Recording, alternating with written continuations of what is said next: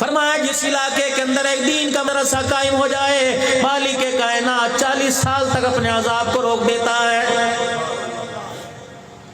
بلڈنگیں بنانے والوں، عمارتیں بنانے والوں، رقبے خریدنے والوں، جائیداد بنانے والوں، اللہ تمہیں توفیق دے، گلشن محمدی بنا کے چلے جانا، محمدی باغ بنا کے چلے جانا۔ کہتا ہے میں نے 1 ایکڑ زمین مسجد کے لیے دے دی، 20 کنال مسجد کے لیے دے دی، 1 کنال مسجد کے لیے دے دی۔ جس نے مسجد آباد کی اس نے جنتی باغ بنا دیا، جس نے قرآن کے ادارے کو آباد کیا اس نے محمدی باغ بنا دیا۔ یقین جانو جنتی باغ کے اندر اللہ اکبر، اللہ کے بندے آ کے نماز کا سجدہ کرتے ہیں، اور محمدی باغ کے اندر نبی علیہ السلام کے مہمان آ کر قرآن کی تلاوت کرتے ہیں۔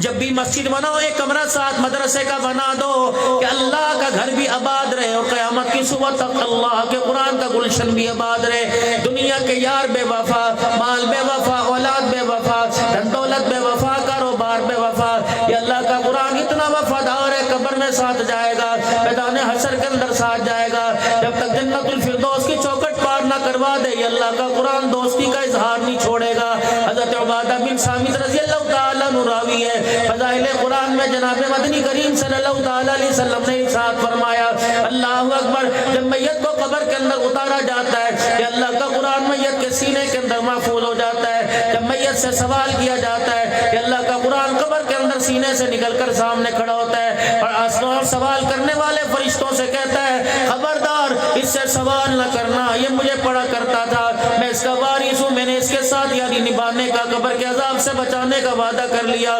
فرشتوں کی ہم کلامی میں وہ کہتے ہیں ہم تو اللہ کے آرڈر سے آئے، اللہ کے حکم سے آئے، اگر تو سفارش چاہتا ہے اللہ سے کروا کے لا، ہم اسے ہاتھ تک نہیں لگائیں گے۔ مالک کائنات کے دربار میں اللہ کا قرآن چلا جاتا ہے کہ الہ العالمین تو نے میرے سے وعدہ نہیں کیا تھا جو مجھے پڑھے گا اسے قبر کا کیڑا تنگ نہیں کرے گا، میرا پڑھنے والا آج پہلی مرتبہ قبر میں تیرا مہمان بنا ہوا ہے، اور فرشتے اس کے حساب کے لیے کھڑے ہیں۔ اللہ جل شانہ فرماتے ہیں میرا قرآن بتا کیا چاہتا ہے، میں چاہتا ہوں اللہ اسے ایسی نیند دے دے کہ قیامت کی صبح تک کوئی اسے اٹھانے والا نہ آئے۔